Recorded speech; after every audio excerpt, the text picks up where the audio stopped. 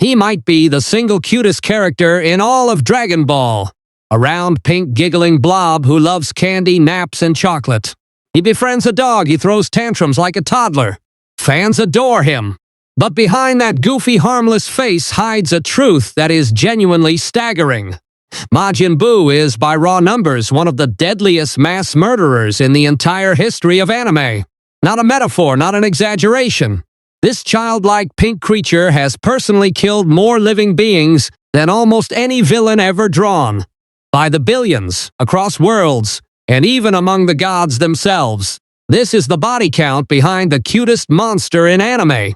It's easy to forget, because the franchise dresses him up as comic relief.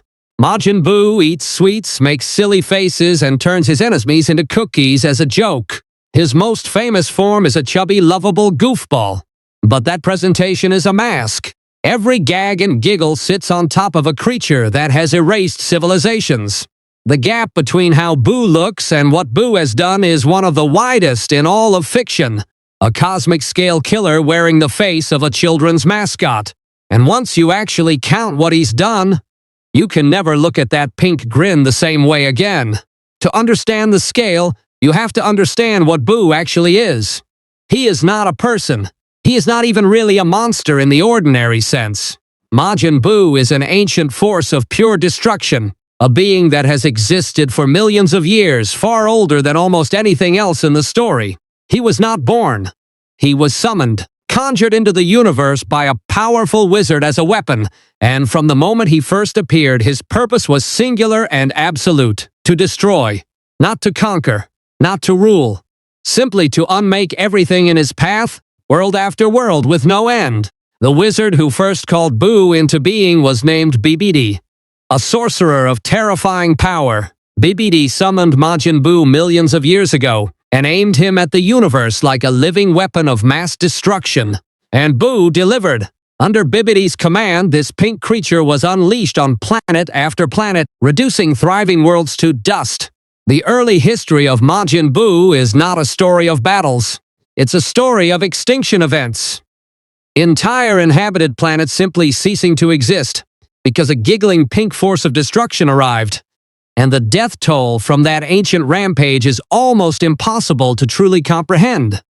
Here's a detail that puts the scale in perspective.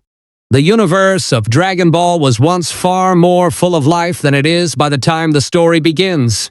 There were more inhabited worlds. There were more gods. And the reason there are so few left is in large part Majin Buu. Across his ancient rampage, he didn't just attack the universe, he thinned it out, permanently. Whole regions of space that once teemed with civilizations were left empty in his wake. The relatively quiet, sparse cosmos the heroes live in is, in a real sense, the aftermath of what Buu did long ago. Across those millions of years, Majin Buu did not destroy one world, or 10, or 100. He laid waste to a huge portion of the known universe. Countless inhabited planets, each with its own people, its own cities, its own history, were wiped out completely. Every living thing on world after world gone. If you tried to tally the lives lost in Buu's ancient rampage alone, the number would dwarf the population of almost any single planet many times over. This was genocide on a scale that doesn't even have a word, a creature methodically erasing life across the cosmos. And it's worth pausing on what each of those destroyed worlds actually was. Not an empty rock, a planet full of living beings, families, children, entire species with their own languages and dreams, erased in an afternoon. The same way Buu would later erase Earth. Multiply that by world after world, century after century, and the horror starts to come into focus. Every dead planet in his wake is its own complete genocide. Buu didn't commit one atrocity that we count. He committed thousands of them, one after another, for longer than human civilization has even existed. And part of what makes him so relentless is that Buu is almost impossible to kill. His pink body can regenerate from the smallest scrap, blow him to pieces, and the pieces simply pull themselves back together. He can stretch, reshape, and reform endlessly, shrugging off attacks that would end anything else. This is why his rampage could last for millions of years. There was never a force that could truly stop him, only ones that could delay him. An immortal engine of destruction that cannot be worn down, cannot be exhausted, and cannot be permanently destroyed. He just keeps going, forever. But here is the detail that truly sets Buu apart from every other villain. He didn't just kill mortals, he killed gods. The universe in Dragon Ball is watched over by the Supreme Kais, divine beings who sit above even the most powerful fighters, gods who govern entire quadrants of existence. There were once several of them, and Majin Buu hunted them down. One by one, the creature that wiped out planets turned on the deities themselves and slaughtered them. By the time his ancient rampage was over, the ranks of the gods had been gutted. Buu had killed beings that were supposed to be untouchable. Of the 5 Supreme Kais who once governed the universe, Buu destroyed almost all of them. He killed the Northern and Western Kais outright. He absorbed the Southern Supreme Kai, devouring a god and taking his power. And he absorbed the highest of them all, the Grand Supreme Kai, the very leader of the gods. When the dust settled, only a single Supreme Kai was left alive in the entire universe. One god out of all of them survived, and only because Buu didn't get to him in time. A creature wearing a goofy pink grin had nearly rendered the gods themselves extinct. Think about how astonishing that is in the logic of this universe. The Supreme Kais are supposed to be beyond mortal reach, being so far above ordinary fighters that they govern life and death across whole sectors of space. They are not supposed to die. And Buu killed nearly all of them anyway. He didn't just break the rules of who can be killed, he erased almost the entire top of the cosmic order. When a creature can hunt gods to near extinction, the usual scale of powerful villains stops meaning anything. Buu operates on a level where even deities are prey. That final absorption is important, and we'll come back to it, because it's the secret behind why the cute Buu exists at all. When Buu absorbed the kind, jolly Grand Supreme Kai, it softened him, gave him the rotund, childlike, relatively good-natured personality fans love. The lovable goofball form of Buu is, quite literally, a mass murderer wearing the absorbed soul of a dead god like a costume. The cuteness isn't innocence. It's the residue of one of the very deities he consumed. Underneath that borrowed gentleness, the original savage force of destruction was always still there, waiting. So the friendly Fat Buu fans know and love is not the real creature at all. It's a mask made from a stolen soul, the genuine Majin Buu. The thing BBD summoned has no kindness, no humor, no soul to speak of. What looks like a personality is just borrowed wreckage from the beings he ate. Strip away the absorbed god, and what's left underneath is something with no morality whatsoever. Not evil in a human, calculating way, but evil like a force of nature is indifferent. A hurricane doesn't hate you. Neither does Buu. He simply unmakes you and moves on. And here's how dangerous Buu truly was. Even the wizard who created him couldn't control him. Buu was so volatile, so utterly beyond command, that BBD, a sorcerer powerful enough to summon him in the first place, lived in fear of his own weapon. Buu would rampage whether BBD wanted it or not. He was less a tool and more a natural disaster that occasionally took orders. Eventually, unable to control the monster, BBD was forced to do the only thing he could: seal Majin Buu away inside a magical cocoon and hide him, dormant on a distant planet. The weapon was too dangerous even for its maker. For ages, Buu slept inside that sealed ball, a dormant apocalypse waiting on a forgotten world. The gods who survived knew exactly what he was, and lived in terror of the day he might return, because they had seen it. They knew that if Majin Buu was ever revived, the slaughter would simply continue where it left off. He hadn't been beaten, he hadn't been reformed, he had only been paused. And as long as that cocoon existed somewhere in the universe, the single most prolific killer it had ever produced was only one spell away from waking up again. Millions of years later, that spell was finally cast. BBD's son, a wizard named BBD, set out to finish his father's work and revive the ultimate weapon. BBD traveled the universe gathering energy, manipulating powerful fighters, all to crack open the cocoon and unleash Majin Buu once more. The surviving Supreme Kai tried desperately to stop him. Knowing exactly what revival would mean for every living thing, he failed. The seal began to break, and after eons of sleep, the ancient force of destruction that had nearly wiped out the gods themselves prepared to rise again. This time, on a small blue planet called Earth. Babbidi's method for gathering that power was a horror in itself. He wielded a dark magic that could seize the hearts of others, twisting powerful warriors into mindless, enslaved servants. Marked on the forehead with the symbol of the Majin, he turned good fighters into puppets and threw them at his enemies. He even managed to corrupt one of the proudest warriors on Earth, branding him with that mark and unleashing his cruelty. Every drop of energy from these manipulated battles fed the cocoon. The revival of Buu was paid for in stolen will and spilled blood, long before Buu himself even opened his eyes. And then it happened. The seal shattered. Out of the cocoon poured a strange pink gas that swirled and gathered and finally took shape, and the ancient destroyer stood on Earth once more. At first, he looked almost absurd, a pudgy, simple, childlike thing.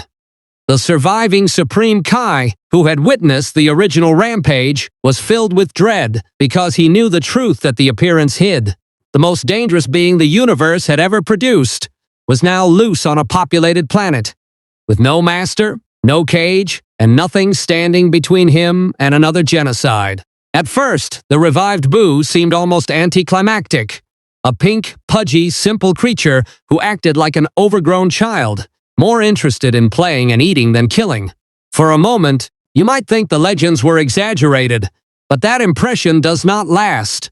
Because the moment Buu is angered, or bored, or simply feels like it, the childlike goofball turns. The destruction starts almost casually. A village here, a town there. People reduced to nothing on a whim. He plays like a toddler one second and commits murder the next, with no understanding of the difference. And it's about to get so much worse. The first real taste of what Buu can do comes when he's provoked, and it is chilling precisely because it's so offhand. With no real anger, almost like a child swatting a toy, Buu lashes out and obliterates the people around him. There's no speech, no menace, no villain monologue. He simply removes them, the way you'd brush crumbs off a table, and then goes back to whatever he was doing. That casual quality is the truly disturbing part. To Buu, ending a life and finishing a snack are roughly the same kind of activity. He kills the way you breathe, without thinking about it at all. And stopping this creature cost the heroes dearly, including one of the proudest among them, the Saiyan Prince Vegeta, desperate for the power to fight Buu, willingly let Babbidi's dark magic corrupt his heart, taking the Majin mark in exchange for raw strength. And when even that wasn't enough, he made a final devastating choice. He poured every ounce of his life energy into a single massive self-destruction, blowing himself apart in a desperate attempt to kill Buu once and for all. It was one of the most shocking sacrifices in the entire series. And it failed. Buu's body simply reformed. Even a warrior's life given in full was not enough to end him. And just as the first wizard learned millions of years ago, the second one learns it too. Babbidi, who had schemed for so long to revive Buu and command him, quickly discovers that the creature has no intention of obeying anyone. When Babbidi tries to give orders to rein in his weapon, Buu turns on him without hesitation and kills the very wizard who freed him. The reviver, murdered by the revived. It is the exact same fate that drove Babbidi to seal Buu away in the first place. No one commands Majin Buu. Not his creator, not his liberator. He answers to nothing but his own appetite for destruction. One of Buu's signature horrors is also one of his most disturbing party tricks. He can turn living people into food. With a beam from his antenna, Buu transforms human beings into candy, cookies, or chocolate, and then he eats them, cheerfully. It's played, on the surface, almost like a joke, but think about what it actually is. A creature, taking living, breathing people, converting them into sweets, and devouring them for fun. Every funny candy gag is a person being killed and consumed. It is one of the most casually grotesque acts in the entire franchise, hidden behind a gleeful pink smile. As the story escalates, Buu does not just get angrier. He gets more focused and far more dangerous. Through a strange chain of events, the good and evil halves of him literally split apart, and the malevolent half consumes the gentle one. What emerges is a sleeker, leaner, far more vicious version of the creature, known as Super Buu. Gone is the childish blob. In its place stands something cunning, cold, and patient. With each transformation, his tolerance for the living world shrinks. The playful cruelty hardens into something deliberate, and Super Buu begins to see the people of Earth not as toys, but as a problem to be solved. Super Buu also adds a new horror to his arsenal: absorption. By engulfing other fighters into his body, he can steal their power and their abilities, growing stronger and smarter with each one. He absorbs Earth's mightiest warriors, clever fusions and powerful heroes alike, folding them into himself like ingredients. Each absorption makes the next genocide easier to commit. The very champions trying to save the planet become fuel for the thing trying to destroy it. By the time he's done, Super Buu isn't just a force of destruction. He's a force of destruction, wearing the stolen strength of the planet's last defenders. And with every fighter he absorbs and every form he takes, the clock on humanity ticks faster.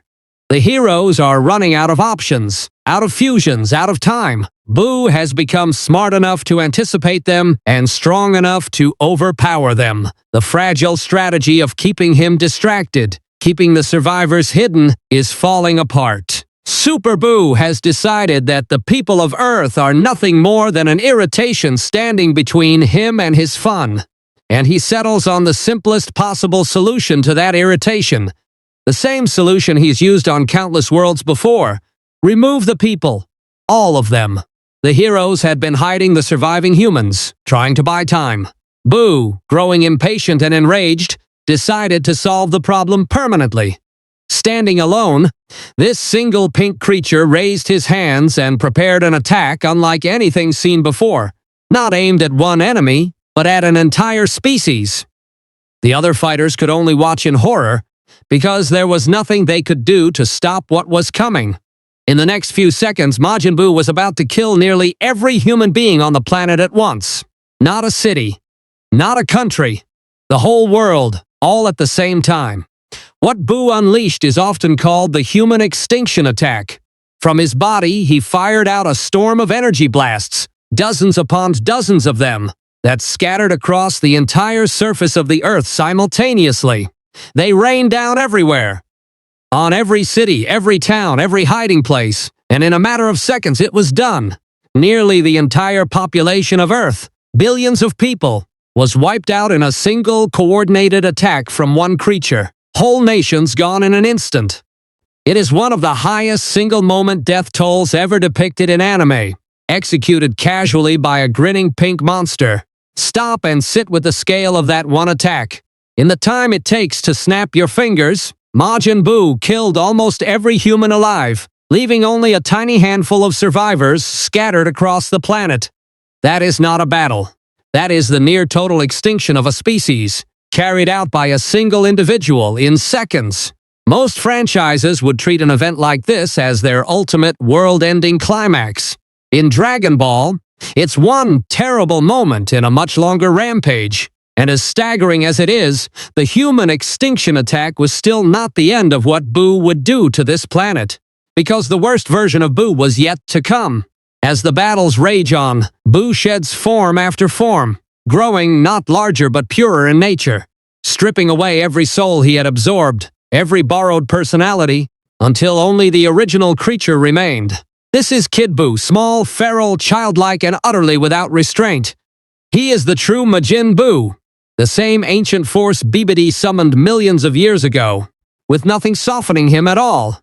No reason, no mercy, no goal but destruction. And the very first thing this purest, most savage version of Buu decides to do is end the planet entirely. With a single, almost lazy gesture, Kid Buu forms a ball of energy and hurls it at the Earth itself. There is no drawn-out struggle, no final stand that stops it. The planet simply detonates. Earth, the entire world, every mountain and ocean and city, and every living being still on its surface is destroyed in one moment. Whatever survivors had escaped the human extinction attack are killed now, along with everything else. The heroes themselves only survive because they are teleported away at the very last possible second. Majin Buu didn't just commit genocide on Earth, he erased the planet from existence. Think about what that means together. Buu killed nearly all of humanity once, with the Human Extinction Attack, and then he killed everyone who was left a second time, by blowing up the entire planet. The people of Earth were, in effect, wiped out twice over by the same creature. There is no precedent for that kind of thoroughness. Most villains threaten the world. Buu actually ended it, methodically, completely, and without a flicker of hesitation. And remember, this is only Earth. It's just the latest entry on a list of destroyed worlds stretching back millions of years. And here is the part people forget. With Earth gone, Kid Buu doesn't stop. He chases the last few survivors across the universe to the world of the gods themselves, and continues his rampage there, destroying anything in reach. This is the exact same behavior he displayed for millions of years before the story even began. An unstoppable force moving from world to world, leaving nothing alive. The destruction of Earth wasn't a special event for Buu. It was routine. He had done it countless times before, to countless other planets, and given the chance, he would simply keep doing it forever. On the world of the gods, the universe's mightiest warriors made their last stand against Kid Buu, and ran headlong into the same wall that had stopped everyone before them. They hit him with everything they had. They overpowered him, blasted him apart, scattered his body across the battlefield, and every single time, the pink pieces dragged themselves back together, and Buu stood up again, completely unharmed. This is the terrifying truth at the heart of him. Brute force cannot end Majin Buu. You can hurt him, you can shatter him, but you cannot keep him down. No fighter, however strong, could ever truly finish him. The universe needed another way entirely, so let's actually try to tally it. The Human Extinction Attack. Billions of humans. Gone in seconds, the destruction of Earth, everyone remaining, plus the entire living world. The Ancient Rampage. Countless inhabited planets across millions of years, each one its own complete genocide. And the gods. Nearly the entire pantheon of supreme Kais, beings that sit above mortal life entirely. Add it all together and the number isn't in the thousands or the millions. It's in the many billions at an absolute minimum. And realistically, once you count all those destroyed worlds, almost incomprehensibly higher. Few characters in any anime can claim a body count anywhere close. And to be clear, Dragon Ball is a series full of planet destroyers. There are villains who blew up worlds and tyrants who ruled through fear, but even on that roster, Buu stands apart. Most of those threats are stopped before they can ever cash in their worst intentions. Buu actually did it, repeatedly. He didn't just threaten to wipe out a species. He wiped out humanity twice in a single saga. He didn't just menace the gods. He killed nearly all of them. When you measure villains by what they actually accomplished on screen, rather than what they bragged about, Majin Buu's confirmed total towers over almost everyone else in the entire franchise. That is why the only thing that could finally stop him was not a stronger punch, but something else entirely. Every individual hero had failed. Every god had failed. Force, no matter how great, simply could not end a creature that refuses to die. What it took, in the end, was the combined will of an entire planet of people, the very people he had killed, choosing together to refuse him. It says something profound about Buu that he could not be beaten by anyone being in existence, no matter how powerful. He could only be beaten by everyone, all at once. That is the kind of threat Majin Buu truly was. That is what earns Majin Buu his place among the deadliest beings ever animated. There are characters in anime who are scarier looking. There are villains with grander speeches and crueler personalities. But in terms of raw, on-screen, confirmed lives ended, Buu sits in a tier almost no one else reaches. He has killed planets, populations, and gods. He has committed not one genocide but a long career of them, stretching across eons. And he did it all while looking like something you would put on a child's lunchbox. That contrast, that gap, is exactly what makes him so unsettling once you finally see it. So why does almost no one think of Buu this way? Why is he remembered as the funny pink guy who likes chocolate? Part of it is design. His most shown form is round, soft, and silly, built to look completely harmless. Part of it is tone. The franchise constantly plays his actions for laughs, softening horror into comedy. And part of it is that the deaths happen fast, and at a scale too large to feel. A single named character dying hits harder, emotionally, than billions vanishing in an instant. Buu's crimes are so enormous that they almost stop feeling real to us. There's a grim psychology to it. We can grieve one person. We struggle to grieve a billion. The number is just too big for the heart to hold, so the mind quietly files it away as an abstraction, a plot point rather than a tragedy. Dragon Ball uses this instinct, intentionally or not, to let us enjoy a character who, on paper, is a cosmic atrocity. The smaller, sillier Buu feels safe to love. The actual Buu, the one whose attacks emptied a planet, is something the story rarely makes us truly confront, so most fans simply don't. The comedy, in a strange way, is the perfect camouflage for the horror. We laugh at Buu turning a man into a cookie, and the laugh keeps us from registering that a person just died. We smile at his tantrums, and forget that those tantrums level cities. The franchise lets us enjoy him, precisely because it never forces us to dwell on the bodies. But the bodies are there. Underneath every gazig is a real act of destruction. Majin Buu may be the clearest example in all of anime of a monster hiding in plain sight, protected not by stealth but by a smile. And yet, this is Dragon Ball, so the story finds something almost unbelievable even here. Because not all of Buu stays a monster. Remember the absorbed Grand Supreme Kai, the kind god whose gentle nature shaped the fat form of Buu. That gentleness turns out to be real, and it turns out to matter. The childlike Buu, against all odds, makes a friend. A loud, ridiculous human champion stumbles into his life, treats him with genuine kindness, and the ancient force of destruction begins slowly to change. The creature that killed gods starts, for the first time, to learn what it means to be good. The friendship is genuinely touching and genuinely strange. Buu and his human friend eat together, play together, and live together in peace. When a wounded puppy enters the picture, Buu cares for it with surprising tenderness. For the first time in millions of years, this creature is doing something other than destroying. And it changes him so deeply that the good in him physically splits away from the evil.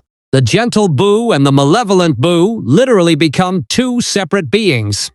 The capacity for kindness that a dead god left inside him turns out to be strong enough to divide a monster in two. When the purest, most evil Kid Buu finally has to be stopped, it takes the combined will of an entire planet. The people of Earth, wished back to life after Buu destroyed them, pour their energy into a single massive spirit bomb. The very humanity Buu tried to exterminate rises up, lends its strength, and ends him. There is a deep poetry in it. The creature that killed billions is defeated by the revived will of the billions he killed. The species he tried to erase is the species that finally erases him, not with hatred but with the simple refusal to stay dead. But even in victory, the story refuses to simply destroy Buu and move on. As Kid Buu is finally beaten, Goku makes a wish, not to erase him forever, but to give him a second chance. He wishes for Buu to be reborn as a good person, in a new life. And years later, that wish comes true. A boy is born, a kind, ordinary human named Ub, who carries within him the reincarnated spirit of the most prolific killer the universe had ever known. The ancient engine of destruction is given the chance to live, instead, as a hero. And that's the strange, unsettling note Buu leaves us on. He is, by the numbers, one of the deadliest beings in the history of anime. A killer of planets, populations, and gods, with a confirmed body count in the billions. And he is also a giggling pink goofball who befriends a dog, loves chocolate, and ultimately earns a second chance at being good. Both of those things are true at once.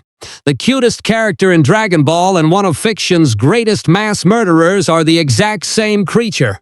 That contradiction is precisely what makes him unforgettable.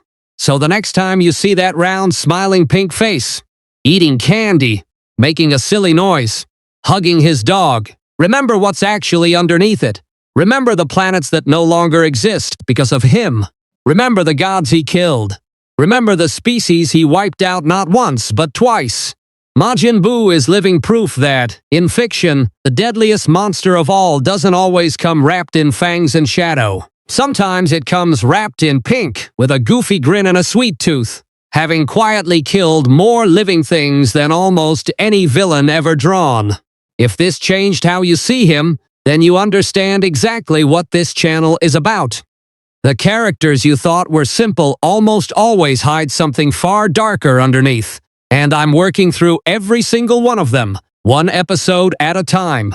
So subscribe, and in the next episode we'll uncover another truth hiding in plain sight about a character you were absolutely sure you had figured out.